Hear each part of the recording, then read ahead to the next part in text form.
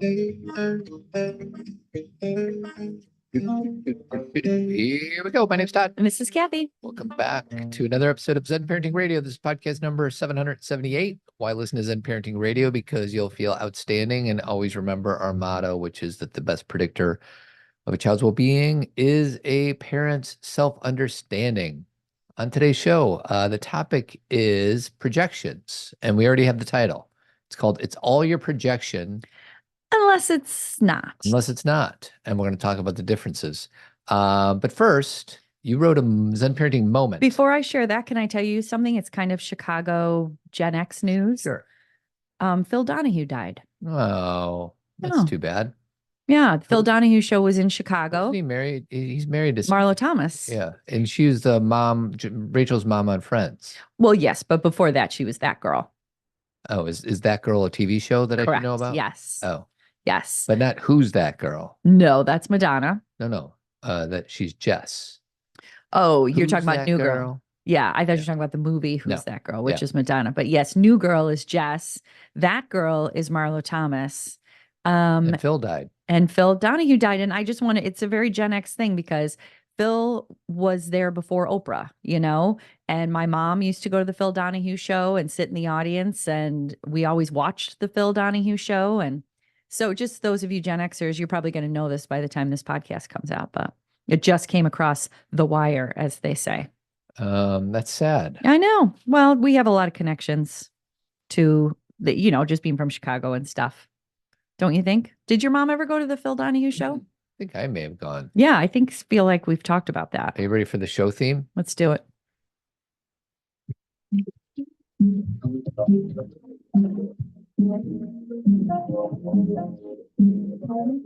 don't think they spent a lot of money on this one. This is the most classic 80s saxophone theme song. Todd and I always notice how in every 80s movie, there's like a large degree of saxophone music. We just watched No Way Out again the other night, the Kevin Costner movie, and lots of saxophone. We all know that there's lots of saxophone in St. Elmo's Fire. We all know that there's a lot of saxophone in The Lost Boys. Maybe we don't all know, but these are things Todd and I pay attention to. This is Billy Hicks. Billy Hicks. It kind of sounds bad. Yeah, it's a bad version. One Love. And then, of course, we had Clarence Clemens of the E Street Band, who was the saxophonist, correct? That's right. So. And that's about the extent of my saxophone knowledge. Well, it's not about having knowledge of famous saxophonists. It's just, I'm going to throw this out to everybody. If you're listening to like an 80s, watching an 80s movie and you're listening, like listen to the soundtrack, or if you're listening to an 80s song, notice how much saxophone is used. People just really loved the sax. I know Pink Floyd did that for a few songs. I think sax showed up on Dark Side a little bit. And sure. Famous saxophonists. Okay, let's hear it. Charlie Parker. Duh, of course, that's Bird. Who's Bird? He's sweetie. He's the best like jazz musician ever. Oops. John Coltrane. Okay. Sonny Rollins. Okay. Cannonball Adderley. That's a cool name. Mm-hmm. What's your first name? Cannonball. Seaball. I'm going to go with that. Cannonball. Lester Young, Michael Brecker, Dexter Gordon. I don't know any of these dudes, but you should look up songs that have a lot of saxophone. Okay. And I remember when Lady Gaga put out Edge of Glory, I think, and she had a bunch of saxophone in it. And I was like, wow, this is a total throwback. And I think I'm putting some pieces together. It might have been Clarence Clemens before he died. I think I'm right about this. Are you ready for the most famous one, I think? Okay, let's hear it. Oh, I know which one. Is it, what's his name? Is it Donna? I have no idea, but we're going to find out here. Yeah. What's this guy? Rafferty? Jerry Rafferty. Jerry Rafferty. Yacht Rock. We got to wait for the sax to come in. Here it comes. Is it? Well, maybe not yet. There might be another verse. One more verse. Oh, boy. Enough of the verses. Let's get to the sax. Come on, Jerry. Okay, here we go. This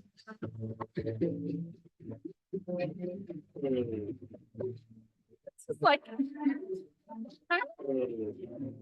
so yacht rock. And then other ones on the list. Hold on, I gotta turn this off. Thank you, Jerry Thanks, Jerry Rafferty. Rafferty. Other ones on the list are Careless Whisper by George Michael. Sure. Born to Run. Yes. Bruce Springsteen. Smooth Operator by Sade. Sade.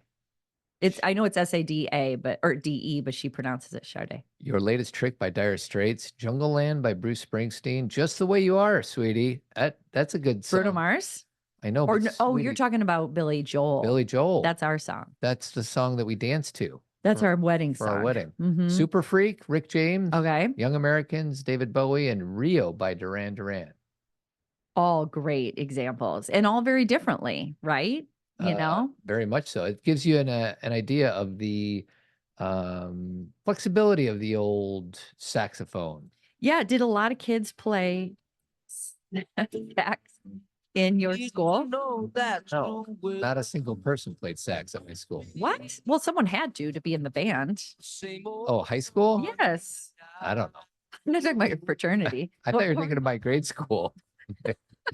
Well, I feel like we had different school experiences. You think? Yes. When we were in fourth grade, we chose an instrument, and I didn't know a lot of people who didn't choose an I instrument. chose the triangle. You did. You didn't choose anything.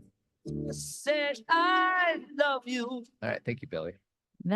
It was Edge of Glory, by the way, where Clarence came back and sang with Lady Gaga, and then he died. That's sad. Okay, so done with the saxophone.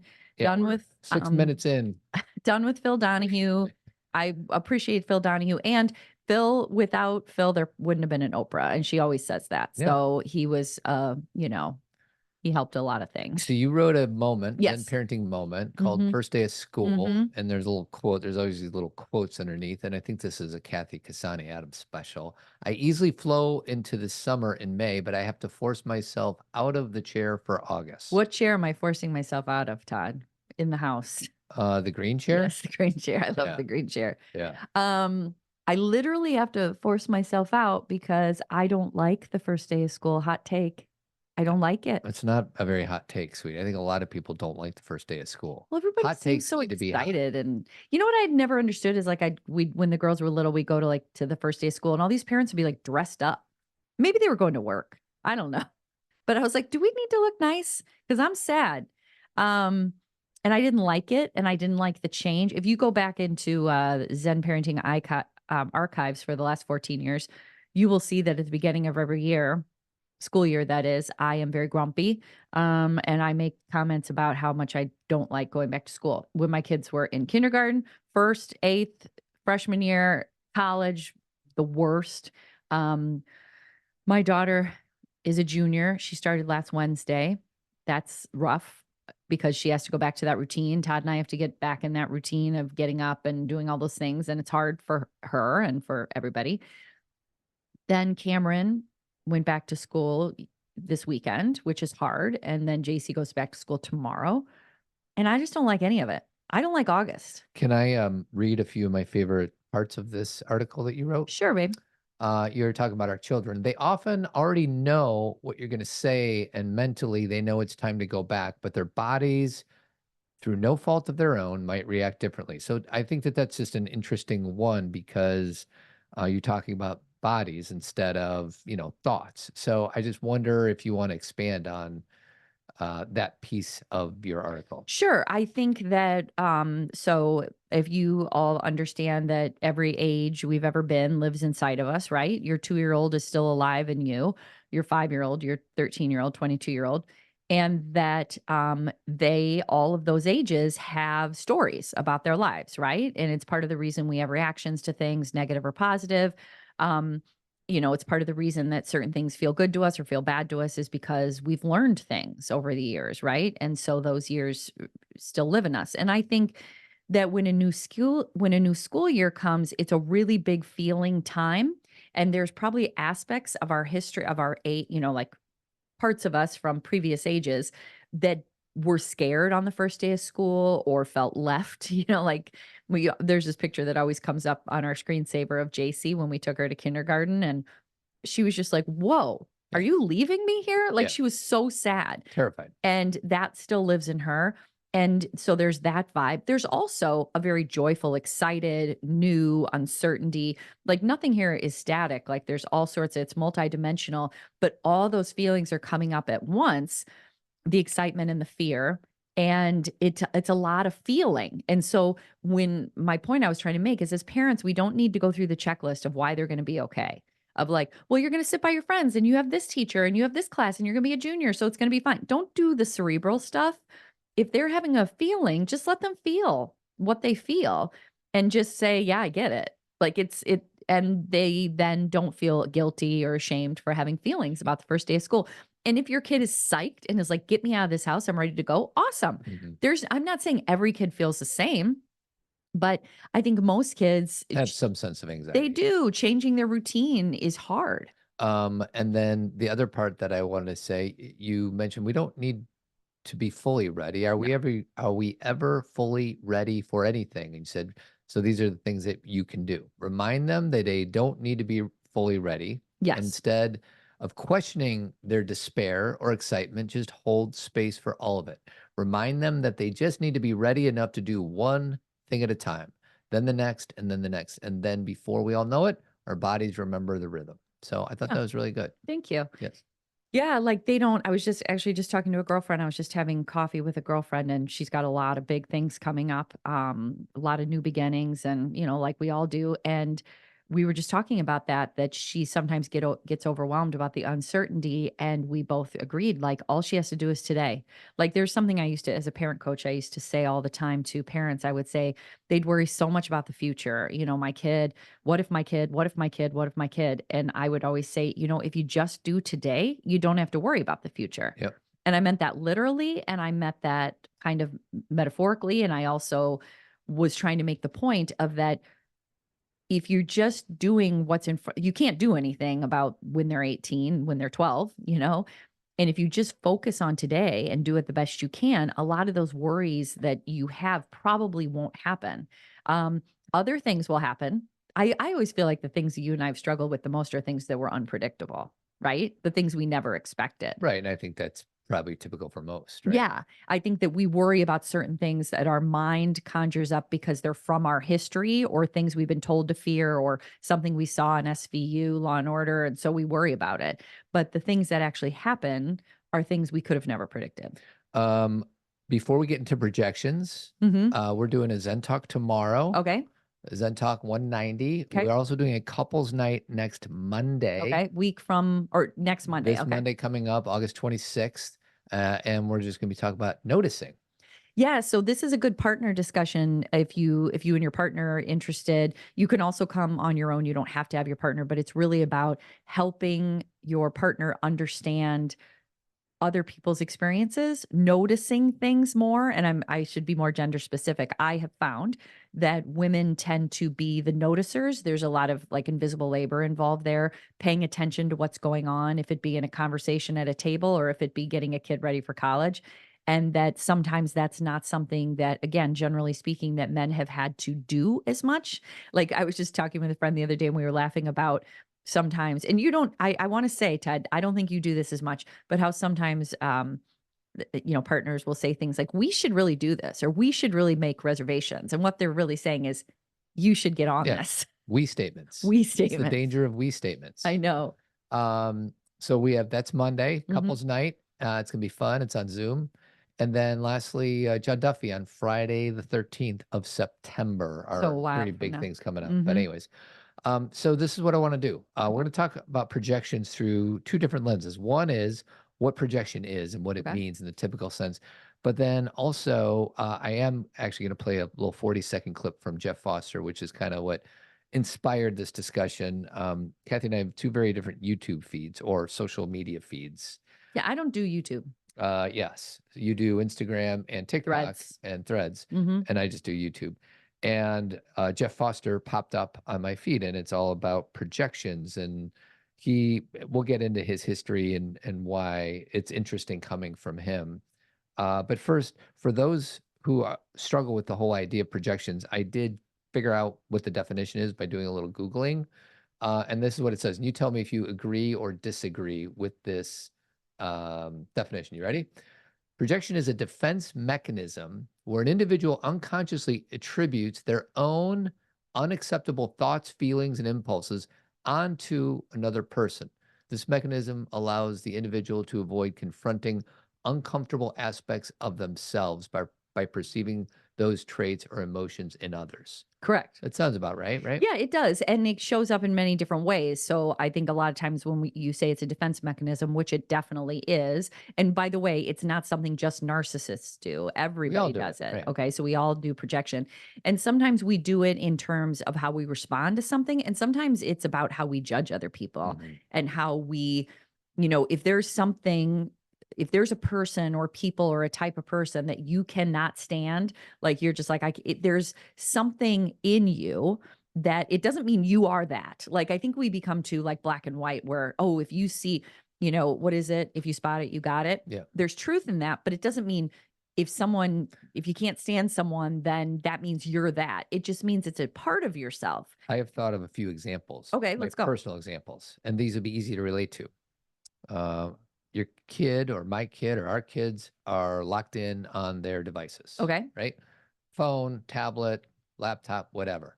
So, and I invite anybody listening who wants to play along with me. So first it's identify a person or a group that annoys you, gets on your nerves, whatever it is. And right now I'm saying, I'm just making something up. My kid's spending too much time on their tablet. Okay. Okay. So that is the behavior, the quality of what I might judge of my kid for being on their tablet too long is that they're lazy. Okay. Correct. All right.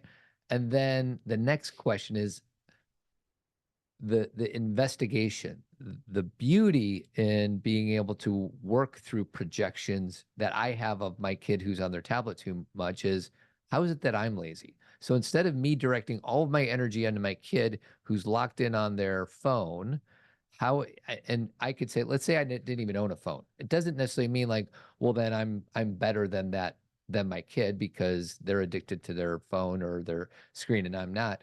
It's more the quality of it. So the quality of what I'm judging from this reactivity is that my kid is lazy. Okay, so explain. Yeah, I was gonna say explain. Like now, make it like I hear what you're saying, but make it tighter. Like, so you walk in and you do what?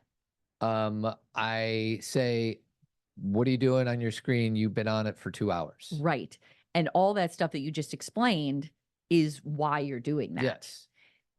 The big but is you are telling the story, so you are completely self-aware of what is happening. And I would say the vast majority of people are not self-aware that it's coming from them. They think someone else made them think that. Yeah. They think they're right about what they're saying about the person in front of them. And the wisdom that can come from these judgments that we all have, it's a human thing. It's not like there's anybody out there that doesn't judge, is that there's value in looking at it. I think what it said in the definition is it's mostly unconscious. Usually projections are not something that we're deciding to do. It just kind of happens.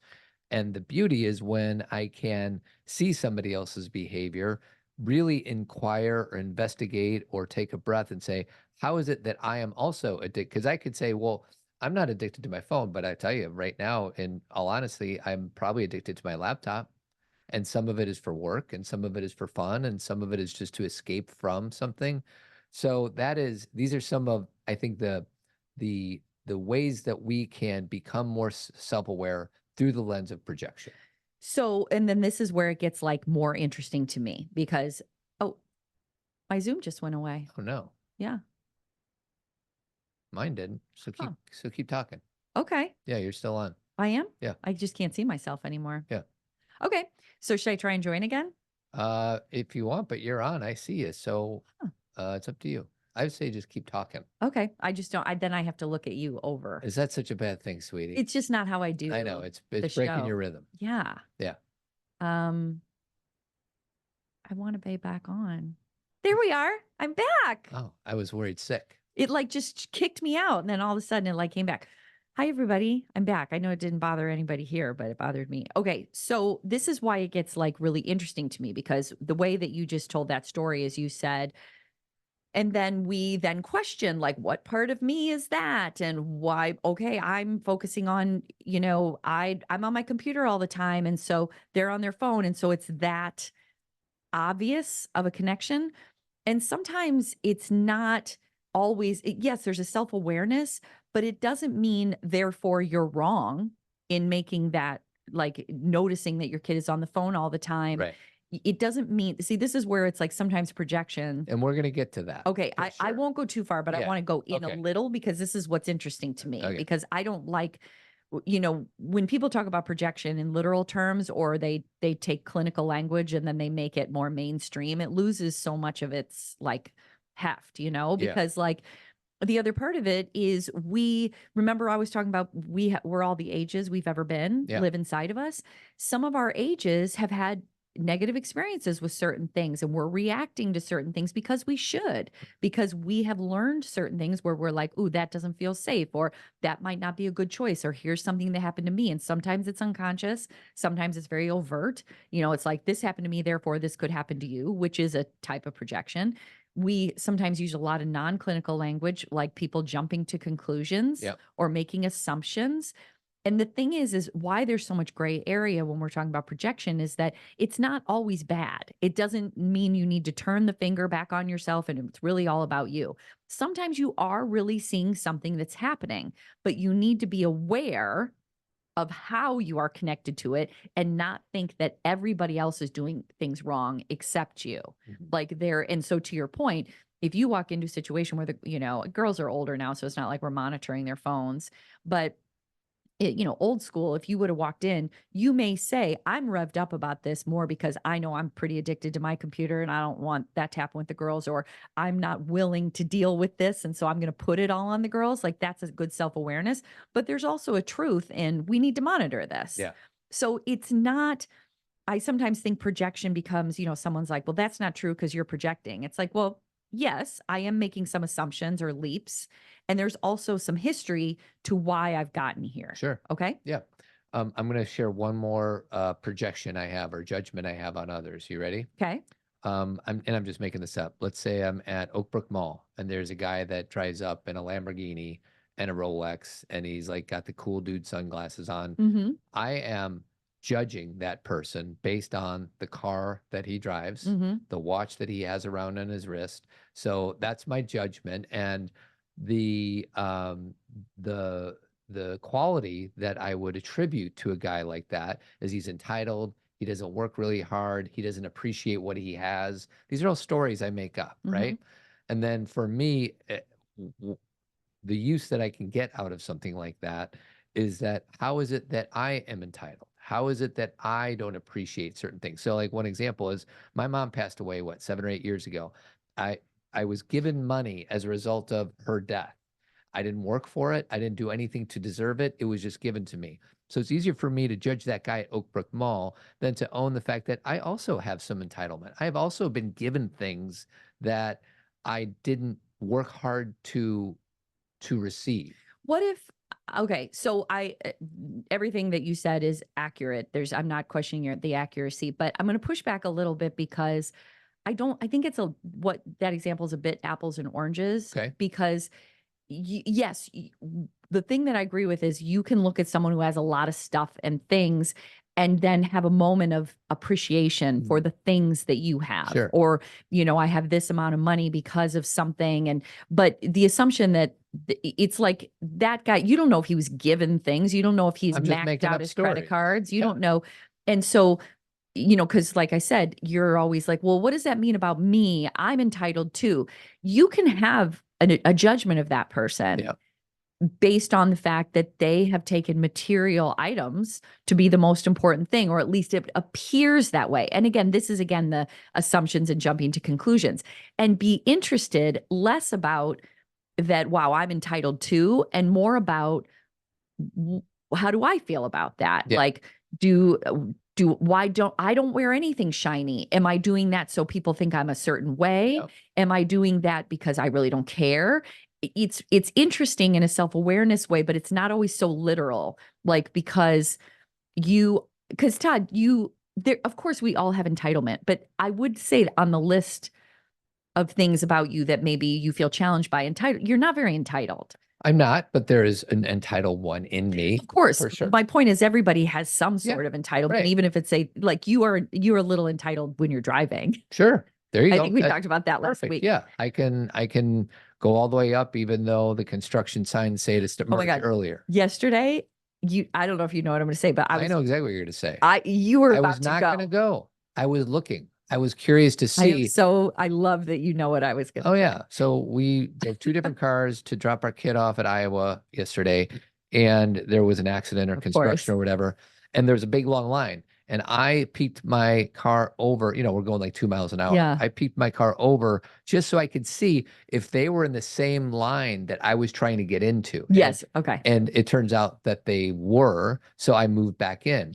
Well, and we were on a little bit on a timeline because my Yes. daughter had to move in at a specific time. Yes. And so she's like, you need to keep up with us because you have the car with all the stuff. So I was like, I'm going to say this, you're not going to force me to go on the shoulder, but I'm like, if you go on the shoulder, Then you I gotta follow have me. to. Well, and that's such an interesting, because it doesn't, like, I judge the guy with the Rolex and Lamborghini in a way, and it's not always so clean. Correct. So it could be that I'm not entitled at all when it comes to what I wear on my wrist or what type of car I drive, but I am entitled in the way that I drive through traffic. Correct. So that we need to kind of like expand what all this means. Could be like, well, I don't do that, so this has nothing to do with me. And it requires some curiosity, some self-exploration. That's what this podcast is all about, is self-awareness and self-exploration. And that's exactly why I was saying this is a messy concept. Yes. And it's not as clean as, well, I'm entitled too. You don't have to be self-depreciating in the process. It's not again, the spot it, you got it. There's truth in that. But I also believe that can be so self-depreciating that it keeps you from ever having a judgment about anything. Well, and one of the questions that I hope to get to is, what's the difference between me judging that guy and me coming home and telling you about it and just venting, like healthy venting about something I saw. Exactly. And where does it come from and why? Because I think and that's the fun part. It's less about I am that thing, because you and I have had these conversations about projection for years. And I've hated I come home and complain about something or something bothers me. And it's like, well, how are you like that person? I'm like, that's not the game I'm playing right now. I'm internally struggling. Yeah. Let me release. Let me talk about this. And the more I talk about it, I then come to the realization, not how I'm exactly like the person I'm judging, but why I struggle with it. So for example, I'll just, I could do this with any of our daughters, but it's easiest with my middle daughter because she's a huge justice warrior. So there's certain things that piss her off quickly. And it's unfairness, where someone's taking more than they've been told to take, where someone is not acknowledging their privilege, and she's pretty certain about it. And we have all these things in the house that my daughter used to draw and write when she was like 3 or 4. She's always been a justice warrior. She's a middle child too, right? It's not that crazy. Makes sense. And so when she gets pissed off at someone, I know what it's around. Yeah. And now then you may say, well, she's got none of that. Of course she does. Sometimes she comes in and remember last week, she had worked all day, my daughter. And she called home and asked her youngest sister to go get her food and have it ready for her when she got home from work because she was tired. And I was like, well, wait a second. Why are you picking up her food? Yeah, She's you're already out. Yeah, right. And, to her, she's an acts of service person. That's how she feels love, is if someone does things for her like that, because she doesn't ask for a lot. In that realm, she's pretty self-sufficient, and she just couldn't understand why we thought that was crazy. Yeah. And so that could be seen as something that, she's holding on too tight to. Yeah. And that is like, she can't see that as an entitlement when really, you know what I mean? Like we all have these pieces, but she can, I just thought that was so funny. Yeah. I'm like, why are you going out to get her food? So now I want to transition this conversation to how the idea of projection can become weaponized. Okay. So I'm going to play 40 seconds. So Jeff Foster is a thought leader. He's been a spiritual leader, whatever, written books. I happen to be a big fan of his, but I don't think he calls himself a spiritual leader. I don't think he does either. I think maybe he used to, but he doesn't anymore. And the way that he conveys his message is much more grounded than I think it used to be. Me too. And this is, I don't know when this is from. This is from 2 months ago. And the title of it's an 8-minute clip. We're going to play about 40 seconds of it. It's called "It's All Your Projection Unless It's Not." And this is how it starts out. So everything is your projection. What you see out there in the world isn't really out there in the world. It's all in you. If you see anger in someone else, they're not really angry. You're just projecting it. It's all in you. If you see sadness in someone else, they're not really sad. It's all in you. If you see that someone else is lying or they're concealing the truth or they're manipulating, no, it's not really in them. All of that is in you. The lies are in you. The manipulation is in you. Everything is your projection. Now, so that's an idea in the wild and wonderful world of spiritual teachings. That idea that everything is a projection is quite popular. And look, there's some truth in it sometimes. And I want to explain why it's also untrue. It's true sometimes, and sometimes it's totally untrue. When I was a kid. All right. So then he goes on with the story, but that sets it up pretty well. So how do you want to start out? So it's my favorite thing. So, okay, Jeff Foster is, I don't see him, Todd follows him. I really don't, but I've appreciated his story because when Todd and I first became acquainted with him and read his books, he was super into the spiritual world, which I was too. Everything was about universe, things I still believe. But because of situations I've had in my life with cults and cultish thinking and people who have not been great spiritual leaders in my life, I have shedded a lot of that where I feel like I'm more down to earth and while not letting go of what was good. And I feel like Jeff Foster, I've kind of watched him have a very similar experience where he was all like, he's got this special knowledge and no one else has it. And now he's like, dude, I'm a human. And I love people like that. I think spiritual growth is a circle. I think we start very grounded and then we become very pie in the sky and think we're very special and think we have more answers than other people and that we're, the more evolved ones. And we come back to realizing everybody's the same. His feet are placed firmly on the ground right now. So I really appreciate that. And then the other thing is the projection that he's referring to. And again, it's very connected to what we were talking about before, but I have found in studying cults that that's exactly what they do and when I say cults, I mean the definition of a cult. It can be sometimes a religion. It can be one person, one-on-one. It's basically anybody who is trying to convince you that they have the answer and you don't. And so a very cultish tactic is they bring you into the fold and they start telling you that things are projections, which initially is a relief. Because someone will say that person, you don't need to let that person make you angry. Just don't get angry. You have more power than you think. You have more control than you think. And initially it's a relief because you realize all that feeling that you're bringing up, you don't have to do it anymore. You're like, I'm not going to let them make me feel that way. I'm going to feel something else and I'm going to not do that. But then it gets used against you where anytime you have a judgment, a fear, a worry, a complaint, then it's like, well, why are you projecting that onto that person? What is it in you that's so angry that you're seeing anger? And all of a sudden it's used as a manipulation tactic to tone you down and to tame you. And so this is why I love the languages. Sometimes it's a projection unless it's not, right. Which is you are having a real experience. And even if you assume someone's angry, and they say to you, but I'm not angry. I'm not angry. You're feeling something that feels like anger. And maybe it isn't anger to them. Maybe it's discomfort. You can have that conversation about the right semantics, but there is a self-trust about I'm having an experience and I'm not going to blame myself for having a feeling about it. Maybe I am wrong and maybe I am working from my past or history, or maybe I'm seeing something that's not there, but that's something I figure out as I discuss it. That's why therapy is so important, is that sometimes we come into therapy and say, I'm so angry. I'm so angry. And then the more you talk to your therapist about it, you realize you're sad. Mm-hmm. You realize you're scared, but you have to have the initial feeling to get there. And what he's talking about, when someone is telling you you're just projecting, that's a thought stopping comment. That is, well, you shouldn't be feeling that way, so stop doing it. And that's not only is that not fair, that's controlling. That's someone controlling you. Well, and even just your comment of you should stop feeling that way because it's wrong. Like there's no wrong feelings. There's wrong ways of expressing feelings. If I express anger by beating somebody up on the street that didn't deserve to be beat up for whatever reason, that's not good. But it's the idea of let me have my experience. And then we can start doing all the self-awareness stuff. Correct. But what I sometimes do is like, oh, well, something upsetting just happened, whatever. My kid has a bad experience at school. And I will sometimes be like, well, there's nothing I can do about it. So I'm just going to skip over this emotion and just say, oh, it'll get better tomorrow or whatever. I want to give myself permission to have the experience, to feel sad, to feel angry, to feel joy, to feel afraid.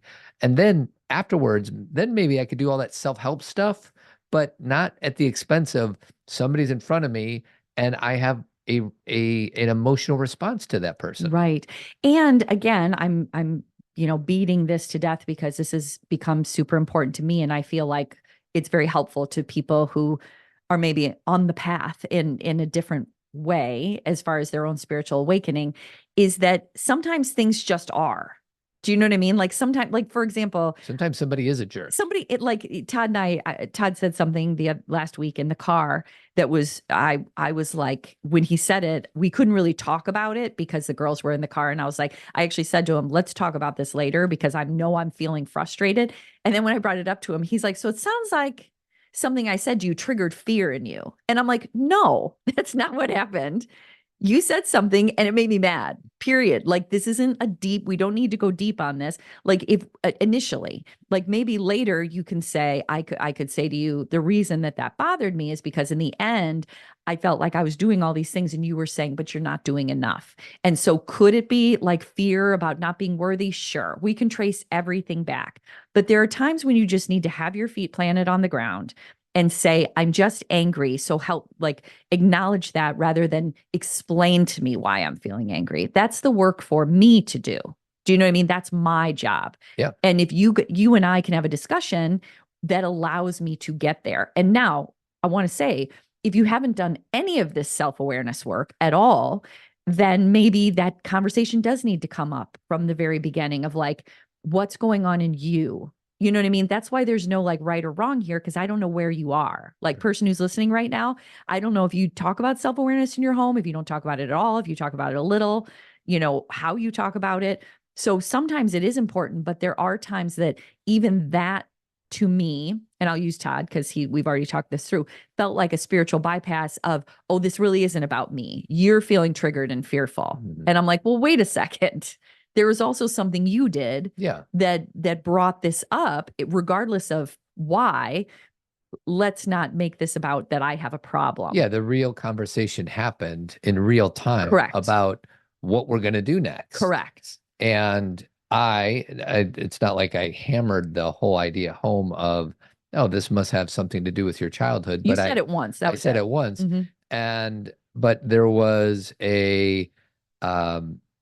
with that evades everything we're talking about. Mm-hmm. And what we're talking about is I said something, you said something, I said something, it didn't land well. You said something back, it didn't land well.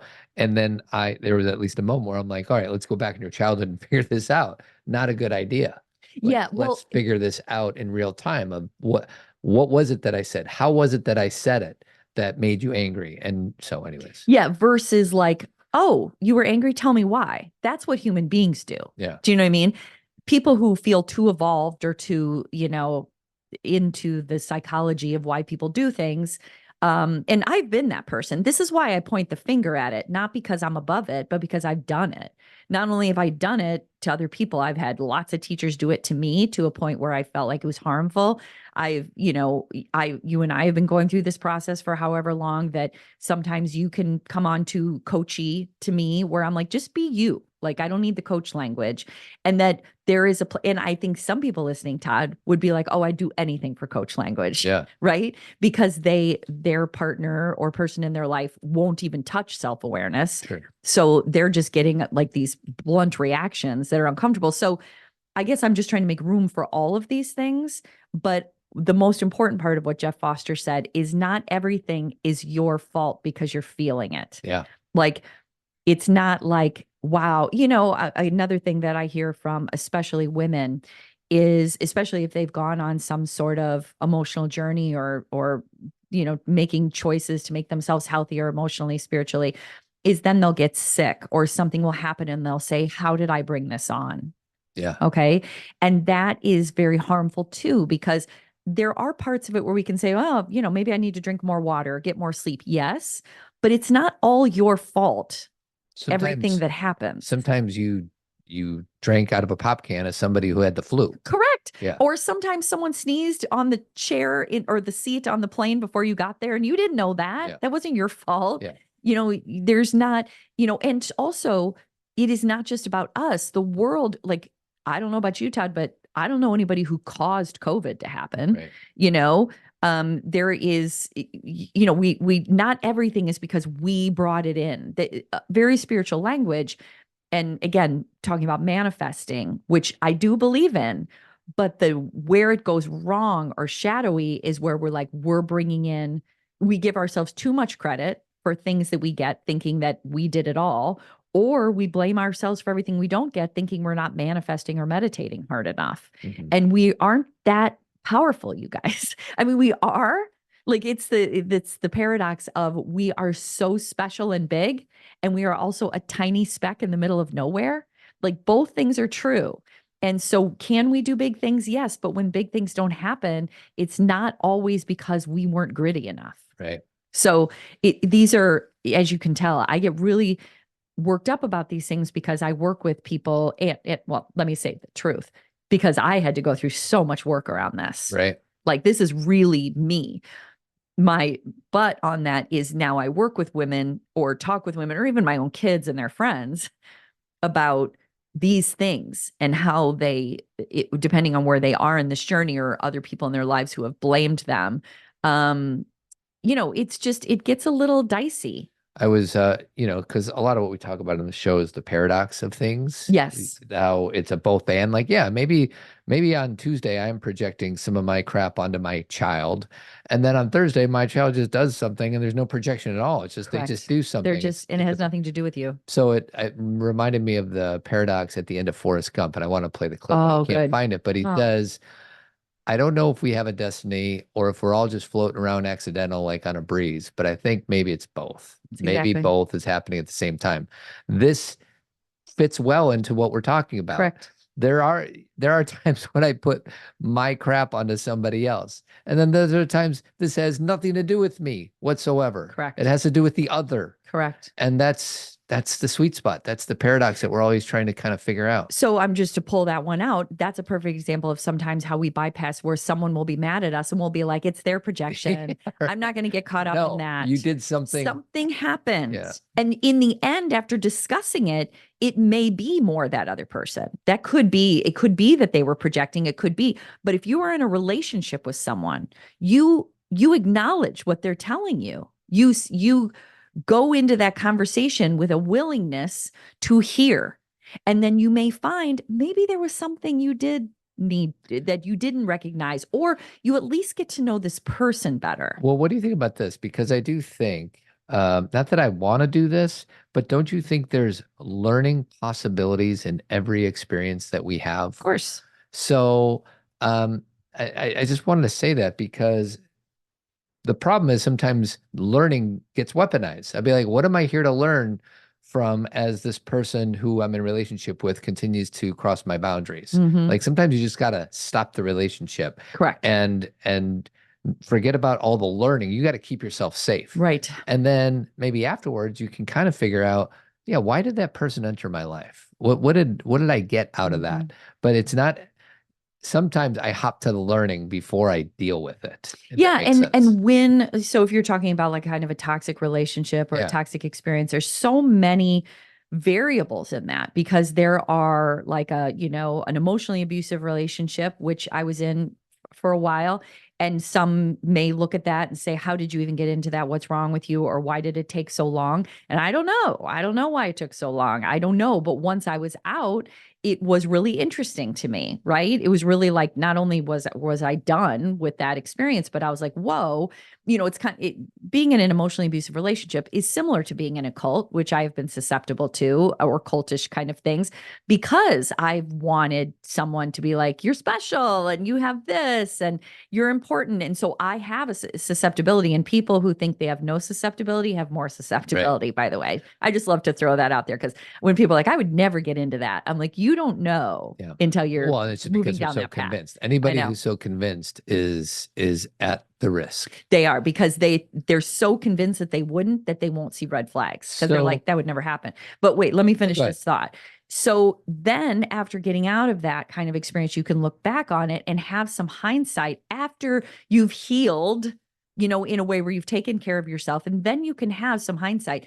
But when someone's in the middle of something, when they're going through something or not out of something yet, there are no lessons to be pulled yet, because that's not where they are. And you don't even want to try. And people who get out of something and say, well, what did I learn? Why did this person come in? Again, they're jumping. Yeah, They haven't grieved. Don't skip to the lesson. Yes. And that's what I do a lot. Yeah, because you don't want to feel the grief of it. I don't want to feel it. Feeling equals vulnerability, and vulnerability, there's a part of me that thinks vulnerability is still a weakness. Even though I preach vulnerability is a strength, blah, blah, blah, there's still a part of me that does not want to feel, because that means I'm vulnerable and means that I might die. Right. Because I was going to say yes to all that, which is like man box stuff. But Yeah. I also just think you feel afraid of feeling like you just don't want to be wrong. You don't want to disappoint. You don't want to look at yourself in a different way. You don't want your identity to be shifted. Right. There's so many. That's why, again, it gets so messy, because we can sum it up with, I'm just a man and I don't want to be vulnerable. No, that's part of it. But what are the things you don't want to feel? What are the things you don't want to look in the eye? And I, similarly, something that I think I could say Todd and I both practice is, once I'm terrified of something, I know I have to do something, because the fact that I'm so terrified by it means like I have to talk to someone or call someone and tell them something I don't want to do, or I want to ignore something. And I'm like, okay, it doesn't mean I have to jump in and be abrupt.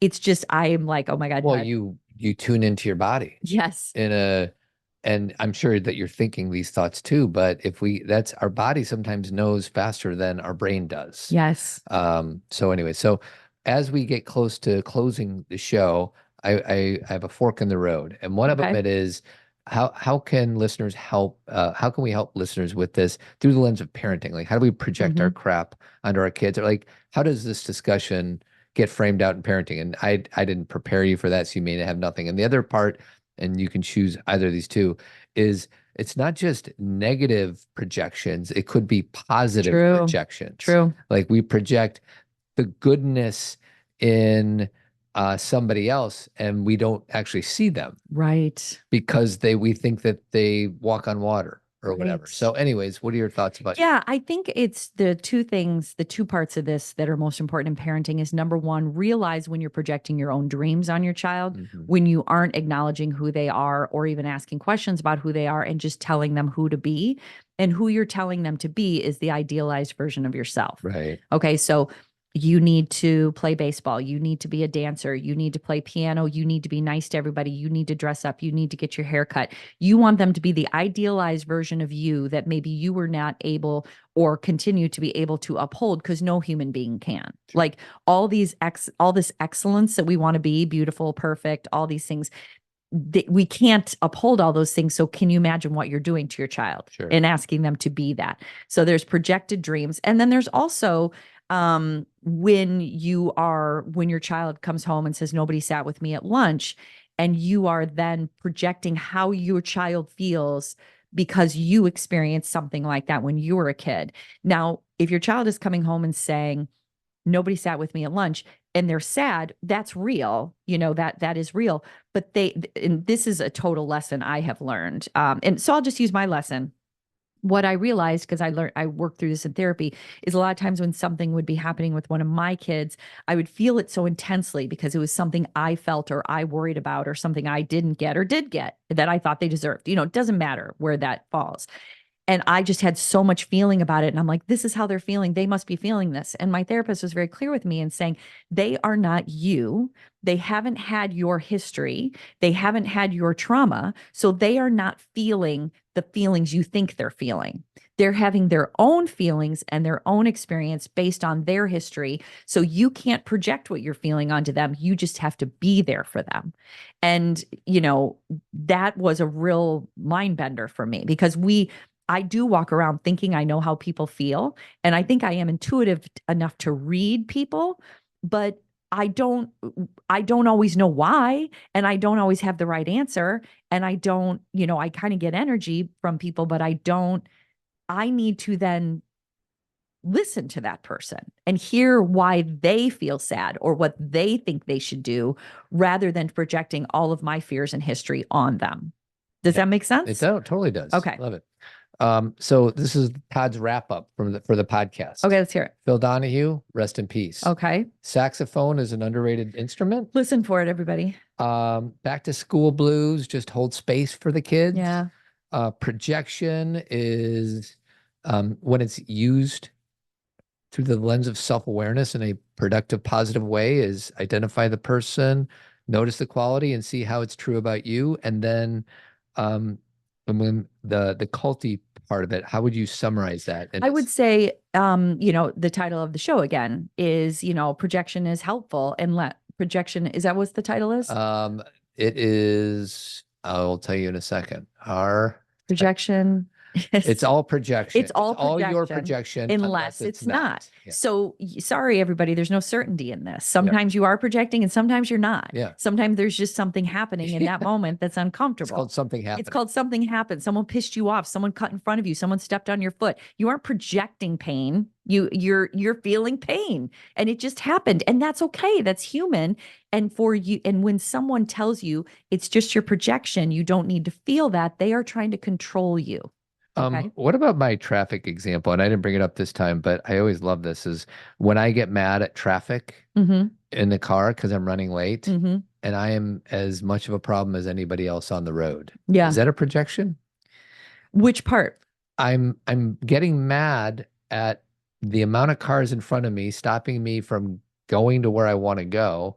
Yet the guy behind me could be saying the same thing about me. I'm sure we could figure out a way to make that projection, but I think what's happening is that it's frustrating that things aren't easier. Yeah. It's also frustrating that I didn't realize this was going to happen. So uncertainty, it's frustrating that I didn't leave on time. I don't think that's usually you. You usually leave on time, but like someone from going to Iowa yesterday, we had to be there at a certain time and we stopped to get food. We thought we had plenty of time. And then of course, Murphy's Law, an accident. So we're going to be late and we get frustrated at everyone else around us because we didn't expect it. We didn't plan for it.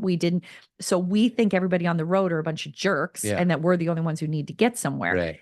Explaining it that way makes us kind of laugh at ourselves, right? Right. So we could figure out a way to make that projection, but I think it's more other things. Yeah, I hear you. All right. In closing, Jeremy Kraft, he's a bald-headed beauty. He might be helping us out. Yes, he might be helping us with something in our house, and I'm kind of excited. We'll see. 630-956-1800 if you live in the Chicagoland area, avidco.net. We'll catch you all next week. Keep trucking.